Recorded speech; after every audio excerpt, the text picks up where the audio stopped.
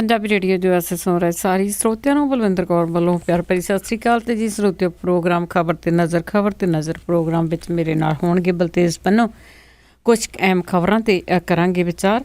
ਖਬਰਾਂ ਤੋਂ ਪਹਿਲਾਂ ਧੰਨਵਾਦ ਕਰਨਾ ਚਾਹੁੰਦੇ ਸਾਡੇ ਸਪਾਂਸਰ ਦਾ, ਜਿਨ੍ਹਾਂ ਨੇ ਇਸ ਪ੍ਰੋਗਰਾਮ ਨੂੰ ਸਪਾਂਸਰ ਕਰਕੇ ਤੁਹਾਡੇ ਤੱਕ ਪਹੁੰਚਾਇਆ ਜੀ। ਖਾਲਸਾ ਇੰਸ਼ੋਰੈਂਸ ਏਜੰਸੀ ਵਾਲੇ, ਜਿਨ੍ਹਾਂ ਦਾ ਫੋਨ ਨੰਬਰ 4082722500।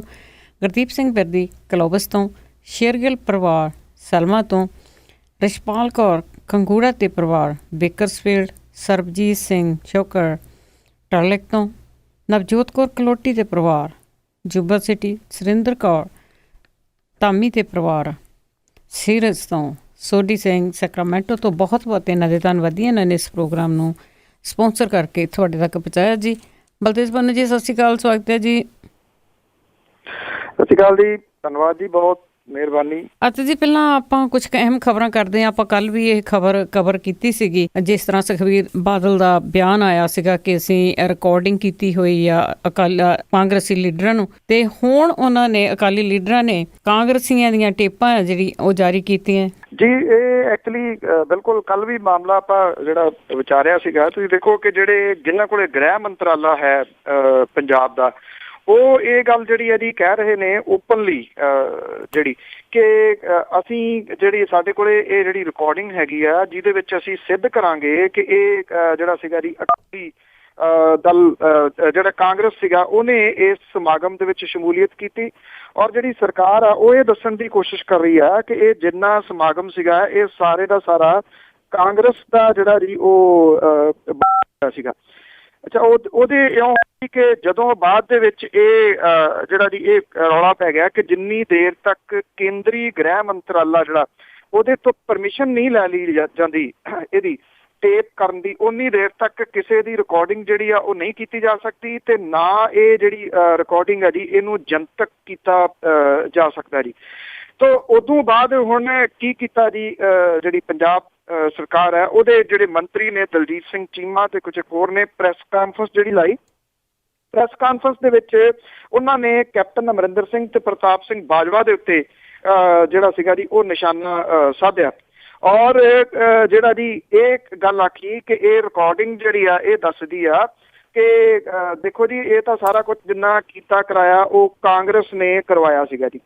ਤੋ ਹੁਣ ਜਦੋਂ ਇਹ ਪੁੱਛਿਆ ਗਿਆ ਜੀ ਕਿ ਰਿਕਾਰਡਿੰਗ ਦਾ ਤੁਹਾਡੇ ਕੋਲੇ ਸਰੋਤ ਕੀ ਆ, ਕਿ ਕਿਸ ਜਗ੍ਹਾ ਤੋਂ ਤੁਸੀਂ ਰਿਕਾਰਡਿੰਗ ਕੀਤੀ ਆ, ਤਾਂ ਇਹ ਦੱਸਿਆ ਗਿਆ ਜੀ ਕਿ ਅਸੀਂ ਰਿਕਾਰਡਿੰਗ ਨਹੀਂ ਕੀਤੀ, ਇਹ ਰਿਕਾਰਡਿੰਗ ਜਿਹੜੀ ਹੈ ਜੀ ਕਿਸੇ ਤੀਜੀ ਧਿਰ ਨੇ ਕੀਤੀ ਆ। ਹੁਣ ਸਵਾਲ ਸਭ ਤੋਂ ਵੱਡਾ ਉੱਠ ਕੇ ਇਹ ਖੜਾ ਹੋ ਜਾਂਦਾ ਜੀ ਕਿ ਕੀ ਤੀਜੀ ਧਿਰ ਜਿਹੜੀ ਰਿਕਾਰਡਿੰਗ ਕਰਦੀ ਫਿਰਦੀ ਆ ਉਹਦੇ ਬਾਰੇ ਪੰਜਾਬ ਸਰਕਾਰ ਨੂੰ ਨਹੀਂ ਪਤਾ ਕਿ ਕਿਹੜੀ ਧਿਰ ਜਿਹੜੀ ਉਹ ਰਿਕਾਰਡਿੰਗ ਕਰ ਰਹੀ ਆ? ਇਹਦਾ ਮਤਲਬ ਲਾਅ ਐਂਡ ਆਰਡਰ ਦੀ ਜਿਹੜੀ ਸਥਿਤੀ ਆ ਉਹ ਕਿਹਦੇ ਹੱਥ ਦੇ ਵਿੱਚ ਆ? ਕੀ ਕਿਸੇ ਤੀਜੀ ਧਿਰ ਦੇ ਹੱਥ ਦੇ ਵਿੱਚ ਆ ਜਿਹਨੇ ਰਿਕਾਰਡਿੰਗ ਕੀਤੀ ਹੈ? ਦੂਜੀ ਗੱਲ ਇਹ ਕਿ ਜੇ ਇਹਨੇ ਵੀ ਕੀਤੀ ਇਹਦਾ ਮਤਲਬ ਉਹ ਕਿਸੇ ਦੀਆਂ ਵੀ ਪਰਸਨਲ ਜਿਹੜੀਆਂ ਗੱਲਾਂ ਨੇ, ਉਹ ਚਾਹੇ ਘਰ ਦੇ ਮੈਂਬਰਾਂ ਦੀਆਂ ਹੋਣ, ਇਹਦਾ ਮਤਲਬ ਉਹ ਵੀ ਰਿਕਾਰਡ ਕਰ ਰਹੇ ਨੇ, ਤੇ ਕੱਲ ਨੂੰ ਉਹ ਵੀ ਜਿਹੜੀ ਹੈ ਜੀ ਇਹ ਦੱਸ ਸਕਦੇ ਨੇ ਕਿਆ ਹੋਇਆ। ਸਰਕਾਰ ਨੇ ਕੀਤਾ ਕੀ ਕਿ ਜਿਹੜੇ ਕਾਨੂੰਨੀ ਝਮੇਲੇ ਨਾ ਪੈ ਜਾਣ, ਇੱਕ ਅਨਨੋਨ ਵਿਅਕਤੀ ਦੇ ਨਾਂ ਦੇ ਉੱਤੇ ਆਈਡੀ ਜਿਹੜੀ ਉਹ ਕ੍ਰੀਏਟ ਕੀਤੀ ਔਰ YouTube ਦੇ ਉੱਤੇ ਇਹ ਜਿਹੜੀ ਰਿਕਾਰਡਿੰਗ ਆ ਉਹ ਚੜਾਤੀ, ਜਿਹਦੇ ਵਿੱਚ ਲਾਲੀ ਮਜੀਠੀਆ ਤੇ ਹਰਮਿੰਦਰ ਗਿੱਲ ਜਿਹੜੇ ਆ ਜੀ ਉਹ ਗੱਲਬਾਤ ਕਰ ਰਹੇ ਦੱਸੇ ਗਏ ਨੇ ਕਿਸੇ ਦੇ ਨਾਲ ਕਿ ਉੱਥੇ ਵੱਡੀ ਗਿਣਤੀ ਦੇ ਵਿੱਚ ਲੋਕ ਜਿਹੜੇ ਉਹ ਆਉਣੇ ਚਾਹੀਦੇ ਨੇ। ਆਈ ਥਿੰਕ ਜਿਹੜੇ ਝੱਟ ਦੇਣੀ ਇੱਥੇ ਦੋ ਮੁੰਡੇ ਕਪੂਰਥਲਾ ਡਿਸਟ੍ਰਿਕਟ ਦੇ ਵਿੱਚ ਡਡਵਿੰਡੀ ਤੋਂ ਚੁੱਕੇ ਸੀਗੇ ਪੁਲਿਸ ਨੇ, ਜਦੋਂ ਸਾਰਾ ਬਰਗਾੜੀ ਕਾਂਡ ਜਿਹੜਾ ਚੱਲ ਰਿਹਾ ਸੀਗਾ ਕਿ ਇਹ ਲੋਕ ਪੋਸਟਾਂ ਜਿਹੜੀਆਂ ਨੇ ਜੀ ਇੱਕ ਆਨਲਾਈਨ ਪਰਚੇ ਦੇ ਉੱਤੇ ਪਾ ਰਹੇ ਨੇ, ਫੇਸਬੁੱਕ ਦੇ ਉੱਤੇ ਲਿਖਣ ਵਾਲਿਆਂ ਦੇ ਉੱਤੇ ਪਰਚੇ ਜਿਹੜੇ ਦਰਜ ਹੋ ਰਹੇ ਨੇ ਸਾਈਬਰ ਕ੍ਰਾਈਮ ਦੇ ਤਹਿਤ। ਸਾਈਬਰ ਕ੍ਰਾਈਮ ਦਾ ਮਾਮਲਾ ਇਹ ਵੀ ਬਣਦਾ ਕਿ ਰਿਕਾਰਡਿੰਗ ਕਿਹਨੇ ਕੀਤੀ ਤੇ ਕਿਹਨੇ ਜਨਤਕ ਜਿਹੜੀ ਹੈ ਜੀ ਉਹ ਕੀਤੀ। ਪਰ ਆਈ ਥਿੰਕ ਇਹ ਕਿਹਾ ਜਾ ਸਕਦਾ ਜੀ ਕਿ ਬੇਸ਼ਰਮੀ ਦੀ ਹੱਦ ਹੈ ਕਿ ਜਿਹੜੀ ਸਰਕਾਰ ਹੈ ਉਸ ਇਲੀਗਲ ਰਿਕਾਰਡਿੰਗ ਜਿਹੜੀ ਹੈ ਜੀ ਕਿਸੇ ਤੀਜੀ ਧਿਰ, ਜਿਹੜੀ ਸਰਕਾਰ ਦੱਸਦੀ ਹੈ ਤੀਜੀ ਧਿਰ ਨੇ ਕੀਤੀ ਹੈ, ਕੋਈ ਫੇਕ ਅਕਾਊਂਟ ਬਣਾ ਕੇ ਚੜਾਈ ਹੈ, ਉਹਨੂੰ ਪ੍ਰੈਸ ਰਿਲੀਜ਼ ਕਰਕੇ ਰਿਲੀਜ਼ ਕਰ ਰਹੀ ਹੈ ਜੀ। ਜੀ ਬਿਲਕੁਲ, ਕੀਤਾ ਕਰਾਇਆ ਤਾਂ ਇਹ ਨਹੀਂ ਹੈ ਕਿਉਂਕਿ ਇੰਨੀ ਪਹਿਲਾਂ ਵੀ ਬਿਆਨ ਦੇ ਦਿੱਤੇ ਆਪੇ ਅਸੀਂ ਕੀ ਕੀਤਾ। ਤੇ ਅੱਗੇ ਆਪਾਂ ਗੱਲ ਕਰੀਏ ਜਿਸ ਤਰ੍ਹਾਂ ਸਰਬੱਤ ਖਾਲਸਾ ਹੋ ਕੇ ਹਟਿਆ, ਤੇ ਸਰਬੱਤ ਖਾਲਸਾ ਤੋਂ ਇੰਨੀ ਬੁਖਲਾਹਟ ਆ ਇਹਨਾਂ ਦੇ ਵਿੱਚ, ਜਿਹੜੀਆਂ ਗ੍ਰਿਫਤਾਰੀਆਂ ਅਜੇ ਵੀ ਜਾਰੀ ਆ। ਬਿਲਕੁਲ ਜੀ, ਜਿਹੜੀਆਂ ਗ੍ਰਿਫਤਾਰੀਆਂ ਨੇ ਜੀ, ਇਹ ਐਕਚੁਅਲੀ ਕੰਟੀਨਿਊਸ ਜਿਹੜੀਆਂ ਦੀ ਉਹ ਹੋ ਰਹੀਆਂ ਨੇ। ਨਾ ਸਿਰਫ ਜਿਹੜੀ ਲੀਡਰਸ਼ਿਪ ਆ ਉਹ ਫੜੀ ਗਈ ਆ, ਬਲਕਿ ਇਹ ਵੀ ਪਤਾ ਲੱਗ ਰਿਹਾ ਜੀ ਕਿ ਜਿਹੜੀ ਪੁਲਿਸ ਹੈ ਉਹ ਇਸ ਵੇਲੇ ਜਿਹੜੀ ਇੱਥੇ ਸਰਬੱਤ ਖਾਲਸਾ ਹੋਇਆ ਜਿਹੜਾ ਜੀ, ਉਹਦੀਆਂ ਵੀਡੀਓਜ਼ ਜਿਹੜੀਆਂ ਨੇ ਉਹ ਲੈ ਕੇ ਉਹਨਾਂ ਨੂੰ ਖੰਗਾਲ ਰਹੀ ਆ, ਸਾਰੀਆਂ ਵੀਡੀਓਜ਼ ਨੂੰ। ਉਹਦੇ ਵਿੱਚੋਂ ਸਟੇਜ ਦੇ ਉੱਤੇ ਬੈਠੇ ਜਿਹੜੇ ਲੋਕ ਨੇ ਉਹਨਾਂ ਨੂੰ ਆਇਡੈਂਟੀਫਾਈ ਜਿਹੜਾ ਜੀ ਉਹ ਕੀਤਾ ਜਾ ਰਿਹਾ, ਔਰ ਇਹਦੇ ਨਾਲ ਨਾਲ ਜਿਹੜੇ ਮੂਹਰੇ ਲੋਕ ਨੇ ਜੀ ਉਹਨਾਂ ਦੀ ਡਿਟੇਲ ਜਿਹੜੀ ਆ ਉਹ ਲਈ ਜਾ ਰਹੀ ਹੈ। ਇਹ ਵੀ ਪਤਾ ਲੱਗਾ ਜੀ ਕਿ ਕਾਫੀ ਵੱਡੇ ਪੱਧਰ ਦੇ ਉੱਤੇ ਗ੍ਰਿਫਤਾਰੀਆਂ ਜਿਹੜੀਆਂ ਜੀ ਉਹ ਕੰਟੀਨਿਊਸ ਇੱਥੇ ਪੰਜਾਬ ਦੇ ਵਿੱਚ ਜਿਹੜਾ ਜੀ ਉਹ ਹੋ ਰਹੀਆਂ ਨੇ। ਜਿਹੜੇ ਵੱਖ-ਵੱਖ ਨੇਤਾ ਨੇ ਉਹਨਾਂ ਦੇ ਵਿਚਾਰ ਜਿਹੜੇ ਨੇ ਕਿ ਇਹ ਜਿਹੜੀਆਂ ਗ੍ਰਿਫਤਾਰੀਆਂ ਨੇ ਜਿਹਦੇ ਵਿੱਚ ਜਿਹੜੇ ਦੇਸ਼ ਧਰੋਹੀ ਦੇ ਤਹਿਤ ਵੀ ਜਿਹੜੇ ਗ੍ਰਿਫਤਾਰ ਕੁਝ ਲੀਡਰਸ਼ਿਪ ਕੀਤੀ ਗਈ ਹੈ ਜਾਂ ਜਿਹੜੇ ਬਾਕੀ ਕੀਤੀਆਂ ਜਾ ਰਹੀਆਂ ਨੇ, ਇਹ ਅਦਾਲਤ ਦੇ ਵਿੱਚ ਤਾਂ ਖੜੋਣਗੀਆਂ ਨਹੀਂ, ਕਿਉਂਕਿ ਜਿਹੜੇ ਦੇਸ਼ ਧਰੋਹੀ ਦੇ ਮੁਕੱਦਮੇ ਨੇ ਜੀ ਉਹ ਪਹਿਲਾਂ ਵੀ ਬਥੇਰੇ ਹੋਏ ਨੇ ਤੇ ਕਦੀ ਵੀ ਅਦਾਲਤ ਦੇ ਵਿੱਚ ਖੜਦੇ ਨਹੀਂ। ਹਾਂ, ਇਹ ਖੱਜਲ ਖਵਾਰ ਕਰਨ ਦੇ ਵਾਸਤੇ ਹੁੰਦੇ ਨੇ, ਪਰ ਜਿਹੜੇ ਕਿਸਮ ਦੇ ਨਾਲ ਪੰਜਾਬ ਦੇ ਵਿੱਚ ਖਾਸ ਤੌਰ ਦੇ ਉੱਤੇ ਨੌਜਵਾਨਾਂ ਦੀਆਂ ਜਿਹੜੀਆਂ ਗ੍ਰਿਫਤਾਰੀਆਂ ਹੋ ਰਹੀਆਂ ਨੇ, ਉਹ ਕਿਸੇ ਚੰਗੇ ਮਾਹੌਲ ਵੱਲ ਨੂੰ ਤਾਂ ਇਸ਼ਾਰਾ ਜਿਹੜਾ ਉਹ ਕਰ ਨਹੀਂ ਰਹੀਆਂ, ਉਹ ਮਾੜੇ ਮਾਹੌਲ ਵੱਲ ਨੂੰ ਜਿਹੜਾ ਦੀ ਉਹ ਇਸ਼ਾਰਾ ਕਰ ਰਹੀਆਂ ਨੇ ਕਿ ਪੰਜਾਬ ਦੇ ਵਿੱਚ ਕਿਹੋ ਜਿਹਾ ਰਾਜ ਜਿਹੜਾ ਦੀ ਉਹ ਸੱਤਾਧਾਰੀ ਧਿਰ ਉਹ ਲੈ ਆਉਣਾ ਚਾਹੁੰਦੀ ਹੈ, ਉਹ ਕਿਹੜੇ ਤਰੀਕੇ ਦੇ ਨਾਲ ਡਰਾ ਕੇ ਜਿਹੜਾ ਦੀ ਉਹ ਲੋਕਾਂ ਨੂੰ ਅੰਦਰੀ ਜਿਹੜਾ ਦੀ ਉਹ ਵਾੜ ਦੇਣਾ ਚਾਹੁੰਦੀ ਹੈ। ਤੋ ਇਸ ਕਰਕੇ ਜਿਹੜੀਆਂ ਇਹ ਗ੍ਰਿਫਤਾਰੀਆਂ ਕੰਟੀਨਿਊਸ ਹੋ ਰਹੀਆਂ ਨੇ, ਕਿੰਨੀਆਂ ਹੋ ਚੁੱਕੀਆਂ ਨੇ ਇਹ ਕੁਛ ਨਹੀਂ ਜਿਹੜਾ ਦੀ ਅਜੇ ਤੱਕ ਡਾਟਾ ਪਤਾ ਕਿ ਐਗਜ਼ੈਕਟਲੀ ਕਿੰਨੀਆਂ ਹੋਈਆਂ ਨੇ, ਪਰ ਸੈਂਕੜਿਆਂ ਦੀ ਰੂਪ ਦੇ ਵਿੱਚ ਹੋ ਰਹੀਆਂ ਨੇ, ਔਰ ਲਿਸਟਾਂ ਜਿਹੜੀਆਂ ਉਹ ਬਣਾਈਆਂ ਜਾ ਰਹੀਆਂ ਨੇ, ਕਿਉਂਕਿ ਟਕਰਾਓ ਦੀ ਰਾਜਨੀਤੀ ਜਿਹੜੀ ਹੈ ਜੀ ਉਹ ਕਰਨਾ ਚਾਹੁੰਦੀ ਹੈ ਸਰਕਾਰ। ਔਰ ਇਉਂ ਲੱਗਦਾ ਕਿ ਕਈ ਵਾਰੀ ਇਤਿਹਾਸ ਜਿਹੜਾ ਜੀ ਉਹ ਆਪਣੇ ਆਪ ਨੂੰ ਦੁਹਰਾਉਂਦਾ। ਜੇ ਗੱਲ ਕਰੀਏ ਜਦੋਂ ਪੰਜਾਬ ਦੇ ਵਿੱਚ ਅਸਲ ਦੇ ਵਿੱਚ ਮਾਹੌਲ ਜਿਹੜਾ ਉਹ ਖਰਾਬ ਹੋਣਾ ਸ਼ੁਰੂ ਹੋਇਆ, ਉਹ ਦਰਬਾਰਾ ਸਿੰਘ ਹੋਰਾਂ ਦੀ ਸਰਕਾਰ ਸੀਗੀ, ਉਦੋਂ ਵੀ ਇਸ ਤਰੀਕੇ ਦੇ ਨਾਲ ਹੀ ਲੋਕਾਂ ਦੇ ਨਾਲ ਸਿੱਧਮ ਸਿੱਧਾ ਜਿਹੜਾ ਸੀਗਾ ਉਹ ਪੰਗਾ ਲਿਆ ਗਿਆ ਸੀਗਾ, ਤੇ ਫਿਰ ਉਹ ਭੁਗਤਣਾ ਕਿਵੇਂ ਪਿਆ ਸਭ ਨੂੰ ਪਤਾ ਜੀ।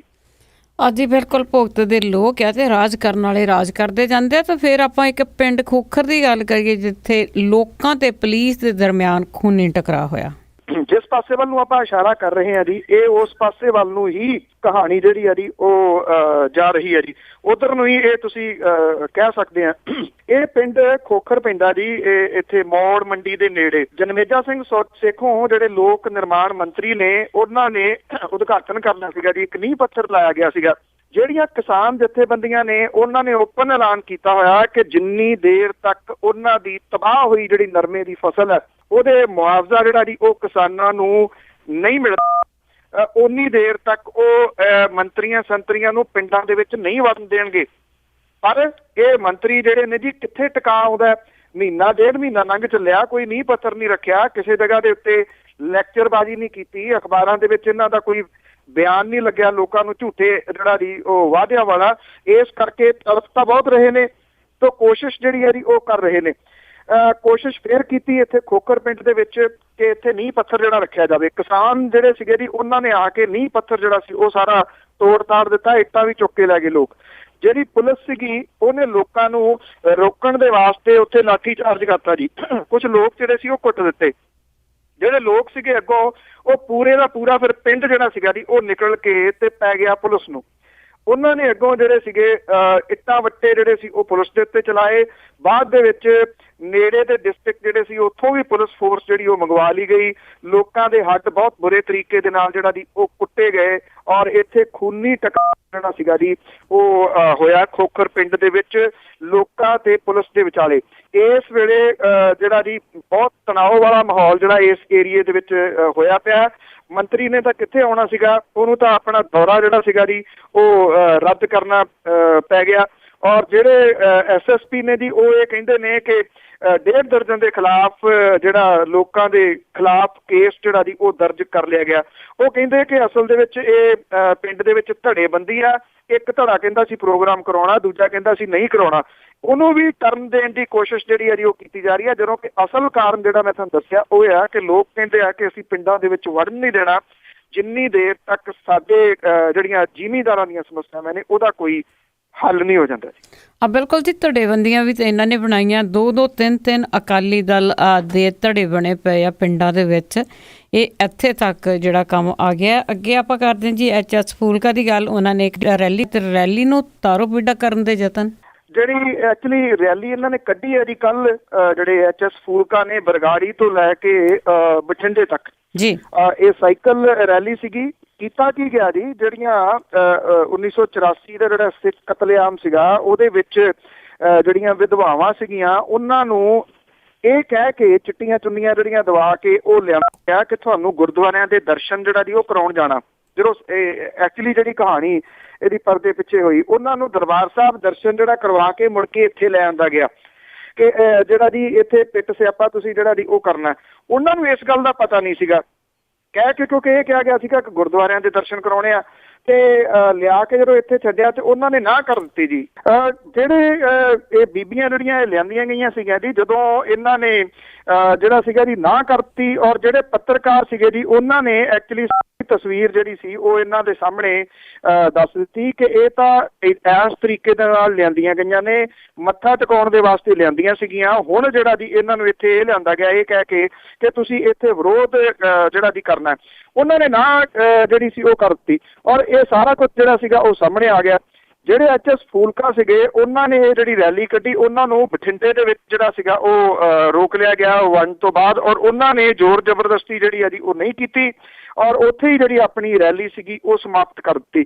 ਐਕਚੁਅਲੀ ਜਿਹੜਾ ਪਿਛਲੇ ਦਿਨਾਂ ਤੋਂ ਟਕਰਾਓ ਜਿਹੜਾ ਨਾ ਸ਼ੁਰੂ ਹੋਇਆ ਹਰਸਿਮਰਤ ਕੌਰ ਬਾਦਲ ਤੇ HS ਫੂਲਕਾ ਹੋਰਾਂ ਦੇ ਵਿਚਾਲੇ 1984 ਦਾ ਜਿਹੜਾ ਸਿੱਖ ਕਤਲੇਆਮ ਸੀਗਾ ਇਹਨਾਂ ਦੇ ਕੇਸਾਂ ਨੂੰ ਲੈ ਕੇ, ਉਹਦੇ ਸੰਬੰਧ ਦੇ ਵਿੱਚ ਇਹ ਜਿਹੜੀ ਰੈਲੀ ਸੀਗੀ ਇਹ ਕੱਢੀ ਗਈ ਸੀਗੀ। ਤਾਂ ਤੁਸੀਂ ਅੰਦਾਜ਼ਾ ਲਾਓ ਕਿ ਜਿਹੜੀ ਸਰਕਾਰ ਹੈ ਉਹ ਕਿਹੜੇ ਤਰੀਕੇ ਦੇ ਨਾਲ ਹੁਣ ਡਰ ਗਈ ਹੈ ਜੀ ਕਿ ਕੀ ਕੁਛ ਕਿਵੇਂ ਜਿਹੜਾ ਜੀ ਕਿੱਥੋਂ ਲਿਆ ਕੇ ਉਹਨਾਂ ਦੇ ਵੱਲੋਂ ਜਿਹੜਾ ਜੀ ਇਹ ਸਾਰਾ ਕੁਝ ਕੀਤਾ ਜਾ ਰਿਹਾ ਕਿ ਇੱਕ ਸਾਈਕਲ ਰੈਲੀ ਵੀ ਨਾ ਹੋਵੇ, ਕਿਸੇ ਜਗ੍ਹਾ ਦੇ ਉੱਤੇ ਲੋਕ ਜਿਹੜਾ ਉਹ ਵਿਰੋਧ ਵੀ ਨਾ ਕਰਨ, ਆ ਵੀ ਨਾ ਹੋਵੇ, ਉਹ ਵੀ ਨਾ ਹੋਵੇ। ਸੋ ਚਾਰ ਚਫੇਰੇ ਤੁਸੀਂ ਇਹ ਕਹਿ ਲਓ ਕਿ ਮੋਰਚੇ ਜਿਹੜੇ ਆ ਜੀ ਉਹ ਸਰਕਾਰ ਖੋਲ ਰਹੀ ਆ, ਉਹ ਵੀ ਲੋਕਾਂ ਦੇ ਨਾਲ ਜੀ ਸਿੱਧਾ ਟਕਰਾਓ ਜਿਹੜਾ ਜੀ ਉਹ ਲੱਗਦਾ ਹੈ ਕਿ ਇਹ ਬਣਾਉਣਾ ਚਾਹੁੰਦੀ ਹੈ ਜੀ। ਸੋ ਜਿਹੜੀ ਸਥਿਤੀ ਆ ਉਹ ਸਭ ਦੇ ਸਾਹਮਣੇ ਆ ਜੀ। ਤੁਸੀਂ ਇਹ ਕਹਿ ਲਓ ਡਰ ਹੈ, ਪਰ ਕੀ ਇਸ ਤਰੀਕੇ ਦੇ ਨਾਲ ਇਹ ਸਾਰਾ ਕੁਝ ਜਿਹੜਾ ਜੀ ਰੁਕ ਜਾਊਗਾ, ਇਹ ਬਹੁਤ ਵੱਡਾ ਸਵਾਲ ਹੈ। ਬਿਲਕੁਲ ਜੀ, ਮਹਾਰਾਜਾ ਰਣਜੀਤ ਸਿੰਘ ਦੇ ਰਾਜ ਵਿੱਚ ਨਾ ਕੋਈ ਬੋਲ ਸਕਦਾ ਨਾ ਕੋਈ ਦਿਖਾਵਾ ਕਰ ਸਕਦਾ। ਅੱਗੇ ਕਰਦੇ ਹਾਂ ਜੀ ਗੱਲ ਪਟਿਆਲਾ ਦੇ ਵਿੱਚ ਨਦੀ ਦੇ ਨਾਲ ਛੇੜਛਾੜ ਦੀ ਜਿਹੜੀ ਸਰਕਾਰ ਨੇ ਪੜਤਾਲ ਆਰੰਭੀ ਹੈ।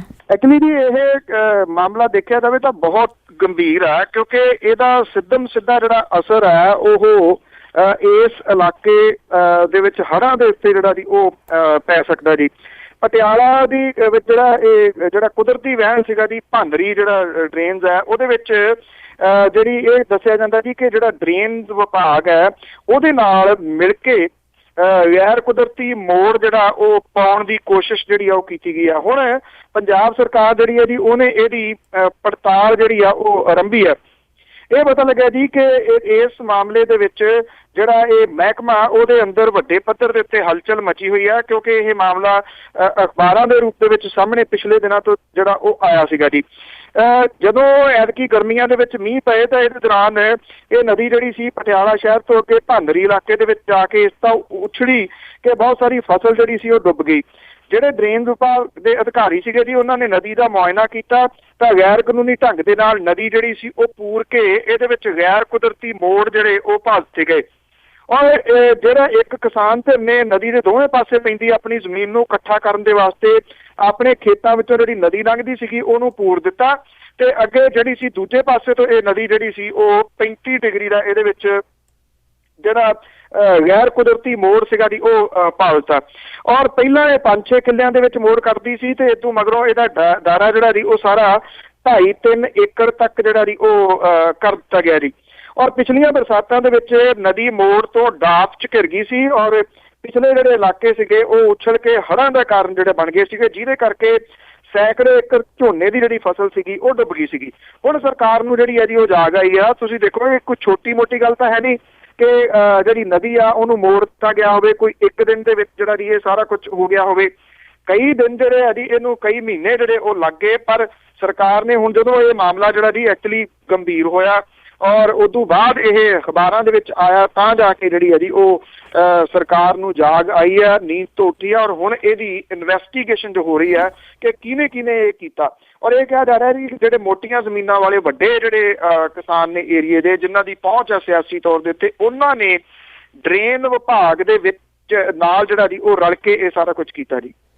ਬਿਲਕੁਲ ਜੀ, ਮੰਤਰੀ ਸੰਤਰੀ ਨਾਲ ਹੀ ਹੁੰਦੇ ਆ, ਜਿੱਧਰ ਉਹਨਾਂ ਦੀਆਂ ਜ਼ਮੀਨਾਂ ਜਾਂ ਜਾਣਨ ਵਾਲਿਆਂ ਦੀਆਂ ਜ਼ਮੀਨਾਂ ਹੁੰਦੀਆਂ ਉਹਨਾਂ ਤੋਂ ਉਹ ਮੋੜਾ ਪਾ ਦਿੰਦੇ ਆ। ਅੱਗੇ ਆਪਾਂ ਗੱਲ ਕਰੀਏ ਜੀ, ਕਈ ਵਾਰੀ ATM ਦੀ ਗੱਲ ਕੀਤੀ ਆ ਕਿ ਮਸ਼ੀਨਾਂ ਹੀ ਚੱਕ ਹੋ ਜਾਂਦੀਆਂ, ਤਾਂ ਇਸ ਤਹਿਤ ਜਲੰਧਰ ਦੇ ਵਿੱਚ ATM ਫਿਰ ਚੋਰੀ ਹੋਇਆ। ਇਹ ਪੁਲਿਸ ਨੂੰ ਤੁਸੀਂ ਕਹਿ ਲਓ ਕਿ ਇੱਕ ਜਿਹੜਾ ਜੀ ਸਮੇਂ ਤੇ ਚੈਲੰਜ ਜਿਹੜਾ ਜੀ ਇਹ ਕਰਦੇ ਨੇ ਜਿਹੜੇ ATM ਲੁਟੇਰੇ ਨੇ ਕਿ ਤੁਸੀਂ ਜਿਹੜਾ ਜੀ ਕੀ ਕਰ ਲਓਗੇ। ਜਲੰਧਰ ਸ਼ਹਿਰ ਦੇ ਵਿੱਚ ਗੈਸ ਕਟਰ ਦੇ ਨਾਲ ਜਿਹੜਾ ਇਹ ਦਿਨ ਦਿਹਾੜੇ ਜਿਹੜਾ ਸੀਗਾ ਜੀ ਯੂਕੋ ਬੈਂਕ ਦਾ ATM ਤੋੜ ਲਿਆ ਗਿਆ। ਇਹਦੇ ਵਿੱਚ 12 ਲੱਖ ਤੋਂ ਉੱਪਰ ਦੀ ਰਕਮ ਜਿਹੜੀ ਸੀਗੀ ਜੀ, ਔਰ ਕਿਸੇ ਨੂੰ ਭਿਣਕ ਤੱਕ ਜਿਹੜੀ ਹੈ ਜੀ ਉਹ ਨਾ ਲੱਗੀ ਕਿ ਕਦੋਂ ਉਹ ਦਿਨੇ ਹੀ ਜਿਹੜਾ ਜੀ ਇਹਨੂੰ ਤੋੜ ਰਹੇ ਨੇ। ਗੁਰੂ ਗੋਬਿੰਦ ਸਿੰਘ ਐਵੀਨਿਊ ਜਿਹੜੀ ਹੈ ਜੀ ਉਹਦੇ ਵਿੱਚ ਜਿਹੜਾ ਯੂਕੋ ਬੈਂਕ ਹੈ ਉਹਦੇ ਵਿੱਚ ਇੱਥੋਂ ਜਿਹੜਾ ਜੀ ਇਹ ਤੋੜਿਆ ਗਿਆ। ਨਾ ਤਾਂ ਜਿਹੜਾ ਜੀ ATM ਅਜੇ ਤੱਕ ਲੱਭਿਆ ਜੀ, ਨਾ ਜਿਹੜੇ ਬੰਦੇ ਨੇ ਉਹ ਲੱਭੇ ਨੇ, ਤੇ ਉਸੇ ਤਰੀਕੇ ਦੇ ਨਾਲ ਕੁੱਤੇ ਤੇ ਜਿਹੜੇ ਬਾਕੀ ਨੇ ਜੀ ਉਹ ਆ ਕੇ ਛਾਣਬੀਨ ਜਿਹੜੀ ਹੈ ਜੀ ਉਹ ਬਾਅਦ ਵਾਲੀ ਕਰਦੇ ਫਿਰਦੇ ਨੇ। ਇਹ ਕਿਹਾ ਜਾ ਰਿਹਾ ਜੀ ਕਿ ਸਵੇਰੇ ਕੁਝ 8:15 ਵਜੇ ਦੇ ਕਰੀਬ ਪੈਸੇ ਇੱਕ ਕਸਟਮਰ ਨੇ ਜਿਹੜੇ ਆ ਜੀ ਉਹ ਕਢਵਾਏ, ਤੇ ਉਦੋਂ ਬਾਅਦ ਇਹਦਾ ਮਤਲਬ ਸਵੇਰੇ 8:15 ਵਜੇ ਤੋਂ ਬਾਅਦ ਜਿਹੜੀ ਹੈ ਜੀ ਇਹ ਵਾਰਦਾਤ ਵਾਪਰੀ। ਤੇ ਹੁਣ ਜਿਹੜੇ ਇਹ ATM ਤੋੜਨ ਵਾਲੇ ਨੇ ਉਹ ਰਾਤ ਦੀ ਉਡੀਕ ਨਹੀਂ ਕਰਦੇ, ਬਹੁਤੇ ਹਨੇਰੇ ਦੀ ਉਡੀਕ ਨਹੀਂ ਕਰਦੇ। ਉਹਨਾਂ ਦੇ ਮੂੰਹ ਜਿਹੜੇ ਇੰਨੇ ਪੈ ਗਏ ਹੋਏ ਨੇ ਕਿ ਉਹ ਇੱਥੇ ਜਿਹੜਾ ਜੀ ਉਹ ਕਿਸੇ ਟਾਈਮ ਵੀ ਜਦੋਂ ਚਾਹੁੰਦੇ ਨੇ ਉਦੋਂ ਇਹਨਾਂ ਮਸ਼ੀਨਾਂ ਨੂੰ ਜਿਹੜਾ ਜੀ ਉਹ ਤੋੜ ਸਕਦੇ ਨੇ ਜੀ। ਤੇ ਅੱਗੇ ਆਪਾਂ ਗੱਲ ਕਰਦੇ ਹਾਂ, ਚੰਡੀਗੜ੍ਹ ਦੇ ਵਿੱਚ ਜਿਹੜਾ 에ਅਰਪੋਰਟ ਆ ਉਹ ਅੱਜ ਇੰਟਰਨੈਸ਼ਨਲ ਹੋ ਗਿਆ ਜੀ। ਅੱਜ ਜਿਹੜਾ 에ਅਰਪੋਰਟ ਹੈ ਜੀ ਅੱਜ ਤੋਂ ਇੱਥੇ ਜਿਹੜੀ ਹੈ ਜੀ ਫਲਾਈਟ ਉਹ ਦੁਬਈ ਨੂੰ ਸ਼ੁਰੂ ਹੋ ਰਹੀ ਹੈ ਜੀ।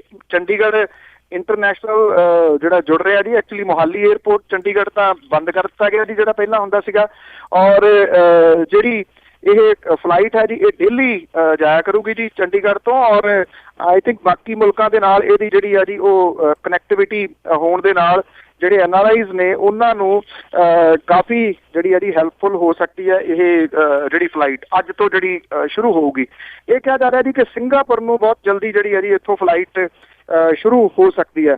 ਪਰ ਜਿਹੜਾ ਮੋਹਾਲੀ ਦਾ 에ਅਰਪੋਰਟ ਜਿਹਦੇ ਉੱਤੇ 939 ਕਰੋੜ ਰੁਪਈਆ ਜਿਹੜਾ ਜੀ ਉਹ ਲੱਗਿਆ, ਇਹ ਜਿਹੜਾ ਨਵਾਂ ਸ਼ੁਰੂ ਹੋਇਆ ਟਰਮੀਨਲ ਹੈ ਜਿਹਦਾ ਉਦਘਾਟਨ ਨਰਿੰਦਰ ਮੋਦੀ ਹੋਰਾਂ ਨੇ ਇੱਕ ਛੁੱਟੀ ਦੀ ਫੇਰੀ ਦੇ ਦੌਰਾਨ ਕੀਤਾ ਸੀਗਾ, ਇਹਦੇ ਵਿੱਚ ਜਿਹੜੇ ਦੂਜੇ ਸੂਬਿਆਂ ਤੋਂ ਆਉਣ ਵਾਲੇ ਲੋਕ ਨੇ ਉਹਨਾਂ ਨੂੰ ਬੜੀ ਵੱਡੀ ਮੁਸ਼ਕਲ ਜਿਹੜੀ ਹੈ ਉਹ ਪੈ ਰਹੀ ਹੈ, ਕਿਉਂਕਿ ਕੋਈ ਕਿਸੇ ਜਗ੍ਹਾ ਦੇ ਉੱਤੇ ਸਾਈਨ ਜਿਹੜੇ ਨੇ ਅਜੇ ਤੱਕ ਨਹੀਂ ਲਾਏ, ਜਾਂ ਤਾਂ ਪੈਸੇ ਮੁੱਕ ਗਏ ਜਾਂ ਫਿਰ ਜਿਹੜੀ ਸਰਕਾਰ ਹੈ ਜੀ ਉਹਦੀ ਅਣਗਹਿਲੀ ਹੈ।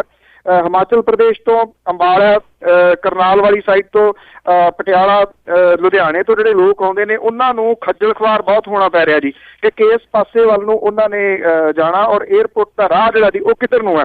ਸ਼ਾਇਦ ਕਿਤੇ ਨਾ ਕਿਤੇ ਕੁਝ ਊਣਤਾਈਆਂ ਜਿਹੜੀਆਂ ਜੀ ਉਹ ਰਹਿ ਗਈਆਂ। ਮੈਂ ਦੱਸਦਾ ਕਿ ਇਹ ਜਿਹੜਾ 에ਅਰਪੋਰਟ ਹੈ ਜੀ ਇਹ 3 ਸੂਬਿਆਂ ਤੇ ਇੱਕ ਕੇਂਦਰੀ ਸ਼ਾਸਿਤ ਰਾਜ ਦਾ ਸਾਂਝਾ ਹੈ। ਪੰਜਾਬ, ਹਰਿਆਣਾ, ਹਿਮਾਚਲ ਪ੍ਰਦੇਸ਼ ਨੇ ਸਾਂਝੇ ਤੌਰ ਦੇ ਉੱਤੇ ਇਹਨੂੰ ਜਿਹੜਾ ਜੀ ਉਹ ਬਣਾਇਆ। ਹਾਲਾਂਕਿ ਵੱਧ ਪੈਸਾ ਸਭ ਤੋਂ ਜਿਹੜਾ ਜੀ ਉਹ ਪੰਜਾਬ ਦਾ ਲੱਗਿਆ, ਤੇ ਇਹਦੇ ਨਾਲ ਜਿਹੜਾ ਚੰਡੀਗੜ੍ਹ ਸ਼ਾਸਿਤ ਹੈ ਜੀ ਉਹਦਾ ਵੀ ਇਹਦੇ ਵਿੱਚ ਪਾਰਟਨਰਸ਼ਿਪ ਉਹਦੀ ਵੀ ਜਿਹੜੀ ਹੈ ਜੀ ਉਹ ਹੈਗੀ ਆ।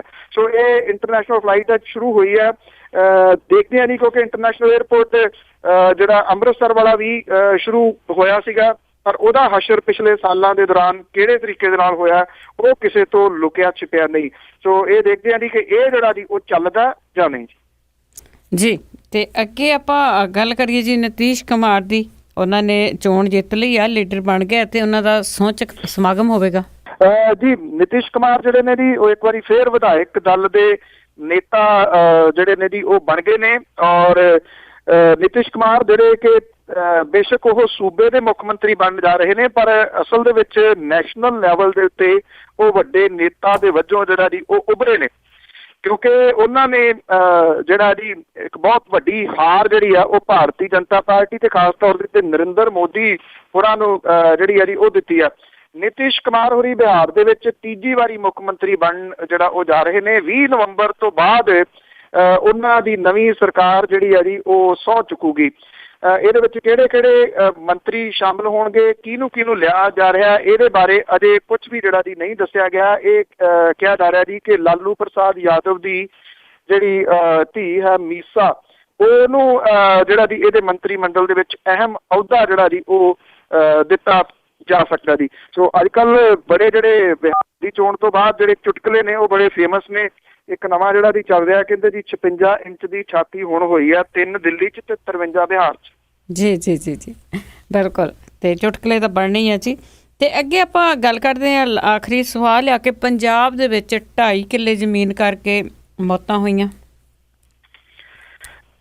ਇਹ ਐਕਚੁਅਲੀ ਗੁਰੂ ਹਰ ਸਹਾਏ ਪੈਂਦਾ ਜੀ ਪਿੰਡ, ਉਹਦੇ ਵਿੱਚ ਉਹਦੇ ਨੇੜੇ ਇੱਕ ਪਿੰਡ ਪੈਂਦਾ ਮੋਹਣ ਕੇ ਹਠਾੜ। ਸਿਰਫ ਜਿਹੜੀ ਸੀਗੀ ਜੀ 2.5 ਕਿੱਲੇ ਜ਼ਮੀਨ ਜਿਹੜੀ ਆ ਜੀ ਉਹਦੀ ਵਜ੍ਹਾ ਕਰਕੇ 2 ਕਤਲ ਹੋ ਗਏ ਜੀ। ਹੋਇਆ ਇਹ ਕਿ ਕੁਝ ਜਿਹੜੇ ਬੰਦੇ ਸੀ ਉਹਨਾਂ ਨੇ ਆਪਣੀ ਜਿਹੜੀ ਸਕੀ ਭੂਆ ਸੀਗੀ ਉਹਨੂੰ ਟਰੈਕਟਰ ਦੇ ਨਾਲ ਬੰਨ੍ਹ ਲਿਆ ਔਰ ਬੰਨ੍ਹ ਕੇ ਉਹਨੂੰ ਇਸੇ ਹੀ ਜ਼ਮੀਨ ਦੇ ਵਿੱਚ ਉਦੋਂ ਤੱਕ ਧੂੰਦੇ ਰਹੇ ਜਦੋਂ ਤੱਕ ਇਸ ਔਰਤ ਦੀ ਜਿਹੜੀ ਹੈ ਜੀ ਮੌਤ ਨਹੀਂ ਹੋ ਗਈ। ਉਹਦੇ ਭਤੀਜੇ ਹੀ ਸੀਗੇ ਜੀ ਧੂਣ ਵਾਲੇ। ਤੇ ਜਿਹੜੇ ਜਦੋਂ ਇਹ ਜਿਹੜੀ ਔਰਤ ਜਿਹੜੀ ਮਾਰੀ ਗਈ ਉਹਦੇ ਮੁੰਡਿਆਂ ਨੂੰ ਪਤਾ ਲੱਗਿਆ ਤਾਂ ਉਹ ਆ ਗਏ। ਉਹਨਾਂ ਨੇ ਜਿਹੜਾ ਸੀਗਾ ਜੀ ਉਹ ਆ ਕੇ ਜਿਹੜਾ ਆਪਣਾ ਉਹ ਭਾਣਜੇ ਸੀਗੇ ਜੀ, ਉਹਨਾਂ ਦਾ ਸਕਾ ਮਾਮਾ ਲੱਗਦਾ ਸੀਗਾ, ਉਹਨੂੰ ਇੰਨਾ ਕੁੱਟਿਆ ਕਿ ਕੁੱਟ ਕੇ ਉਹਨੂੰ ਮਾਰ ਦਿੱਤਾ ਜੀ। ਇਹ 2 ਪਰਿਵਾਰ ਜਿਹੜੇ ਸੀਗੇ ਜੀ, ਦੋਵਾਂ ਪਰਿਵਾਰਾਂ ਦਾ ਇੱਕ ਜੀ ਜਿਹੜਾ ਸੀਗਾ ਜੀ ਇਸ 2.5 ਕਿੱਲੇ ਜ਼ਮੀਨ ਦੇ ਕਰਕੇ ਮਾਰਿਆ ਗਿਆ ਜੀ। ਮਰਨ ਵਾਲੀ ਜਿਹੜੀ ਸੋਮਾ ਰਾਣੀ ਸੀਗੀ ਉਹ ਆਪਣੇ ਸਾਥੀਆਂ ਦੇ ਸਣੇ ਜਦੋਂ ਉਹਦੇ ਪਰਿਵਾਰ ਦੇ ਜੀ ਝੋਨਾ ਜਦੋਂ ਵੱਢ ਰਹੇ ਸੀ ਤਾਂ ਉਹਦੇ ਭਤੀਜਿਆਂ ਨੇ ਉੱਥੇ ਆ ਕੇ ਜਿਹੜਾ ਜੀ ਟਰੈਕਟਰ ਲਿਆਂਦਾ ਤੇ ਉਹਨੂੰ ਟਰੈਕਟਰ ਦੇ ਮਗਰ ਪਾ ਕੇ ਜਿਹੜਾ ਜੀ ਉਹ ਧੋਇਆ। ਔਰ ਜਿਹੜਾ ਉਹਦੇ ਨਾਲ ਦੇ ਇੱਕ ਸੀ ਜੀ ਜਿਹੜਾ ਦੂਜੀ ਧਿਰ ਜਦੋਂ ਆਈ ਉਹਨਾਂ ਨੇ ਆ ਕੇ ਜਿਹੜਾ ਸੀ ਉਹੋ ਜਿਹਾ ਹੀ ਭਾਣਾ ਇੱਥੇ ਜਿਹੜਾ ਜੀ ਉਹ ਵਰਤਾਇਆ ਔਰ ਆਪਣੇ ਜਿਹੜਾ ਮਾਮਾ ਸੀਗਾ ਉਹਨੂੰ ਬਹੁਤ ਬੁਰੇ ਤਰੀਕੇ ਦੇ ਨਾਲ ਕੁੱਟਿਆ ਔਰ ਉਹਦੀ ਹਸਪੀਟਲ ਜਿਹੜਾ ਸੀ ਉਹ ਲਿਜਾਂਦਿਆਂ ਮੌਤ ਹੋ ਗਈ। ਦੋਵਾਂ ਧਿਰਾਂ ਦੇ ਉੱਤੇ ਮੁਕੱਦਮਾ ਜਿਹੜਾ ਜੀ ਦਰਜ ਹੋ ਗਿਆ। ਦੋਨਾਂ ਧਿਰਾਂ ਦੇ ਪਰਿਵਾਰਕ ਮੈਂਬਰ ਜਿਹੜੇ ਨੇ ਜੀ ਉਹ ਹੁਣ ਹੋਣਗੇ ਜੇਲ੍ਹ 'ਚ ਤੇ 2.5 ਕਿੱਲੇ ਜ਼ਮੀਨ ਉੱਥੇ ਹੀ ਪਈ ਰਹੂਗੀ। ਬਿਲਕੁਲ ਜੀ, ਪਤਾ ਨਹੀਂ ਕਿੰਨੀਆਂ ਕੁ ਪੀੜ੍ਹੀਆਂ ਜ਼ਮੀਨ ਆ ਉਹ ਇਸ ਤਰ੍ਹਾਂ ਪਈ ਰਹਿਣੀ ਆ। ਤੇ ਅੱਗੇ ਅੱਜ ਨਵਾਂ ਕਿ ਵਿੱਚ ਪੈਰਿਸ ਦੇ ਪਈ ਹੈ ਬਿੱਜ ਮੁੜ ਕੇ ਬਣ ਗਏ ਨੱਚਦੇ ਲੋਕ ਸਨ ਲਾਸ਼ ਬੇਲੀ। ਵਿੱਚ ਪੈਰਿਸ ਦੇ ਪਈ ਹੈ ਬਿੱਜ ਮੁੜ ਕੇ ਬਣ ਗਏ ਨੱਚਦੇ ਲੋਕ ਸਨ ਲਾਸ਼ ਬੇਲੀ। ਧਰਤੀ ਲਹੂ ਦੇ ਨਾਲ ਫਿਰ ਗਈ ਰੰਗੀ ਚੀਕਾਂ ਗੂੰਜੀਆਂ ਅੰਦਰ ਆਕਾਸ਼ ਬੇਲੀ। ਨਾਲੋਂ ਮ੍ਰਿਤਕਾਂ ਦੇ ਦੁੱਗਣੇ ਹੋਏ ਫੱਟੜ ਜਿੰਦਾ ਬਚਣ ਦਾ ਨਾ ਵਿਸ਼ਵਾਸ ਬੇਲੀ। ਦਹਿਸ਼ਤਵਾਦ ਦਾ ਜ਼ੋਰ ਹੈ ਵਧੀ ਜਾਂਦਾ ਘੁੱਗੀ ਅਮਨ ਦੀ ਹੋਈ ਨਿਰਾਸ਼ ਬੇਲੀ। ਲਾਉਂਦਾ ਰੋਕਣ ਨੂੰ ਤਾਣ ਸੰਸਾਰ ਸਾਰਾ ਗਿਣਤੀ ਕਾਤਲਾਂ ਦੀ ਵਧੀ ਜਾਏ ਬੇਲੀ। ਲਾਉਂਦਾ ਰੋਕਣ ਨੂੰ ਤਾਣ ਸੰਸਾਰ ਸਾਰਾ ਗਿਣਤੀ ਕਾਤਲਾਂ ਦੀ ਵਧੀ ਜਾਏ ਬੇਲੀ। ਅੱਤਵਾਦ ਹੁਣ ਹਿਟਲਰ ਤੋਂ ਵੱਧ ਮਾਰੂ ਕੰਡਾ ਅੰਤ ਦਾ ਨਜ਼ਰ ਨਾ ਆਏ ਬੇਲੀ। ਥੈਂਕ ਯੂ ਜੀ, ਧੰਨਵਾਦ, ਮਿਹਰਬਾਨੀ ਜੀ, ਥੈਂਕ ਯੂ, ਸਤਿ ਸ਼੍ਰੀ ਅਕਾਲ। ਸਤਿ ਸ਼੍ਰੀ ਅਕਾਲ ਜੀ। ਸਰੋਤੇ ਸਨ ਬਲਤੇਜ ਪੰਨੂ ਜੋ ਸਾਡੇ ਨਾਲ ਜੁੜਦੇ ਨੇ ਤੇ ਕਰਦੇ ਹਾਂ ਅਸੀਂ ਕੁਛ ਕੁ ਖਬਰਾਂ ਸਾਂਝੀਆਂ ਤੁਹਾਡੇ ਤੱਕ ਪਹੁੰਚਾਉਂਦੇ ਹਾਂ। ਹੁਣ ਬਲਵਿੰਦਰ ਕੌਰ ਵੱਲੋਂ ਵੀ ਅਗਲੇ ਬੁਲਟਨ ਤੱਕ ਸਾਰਿਆਂ ਨੂੰ ਹੀ ਪਿਆਰ ਭਰੀ ਸਤਿ ਸ਼੍ਰੀ ਅਕਾਲ।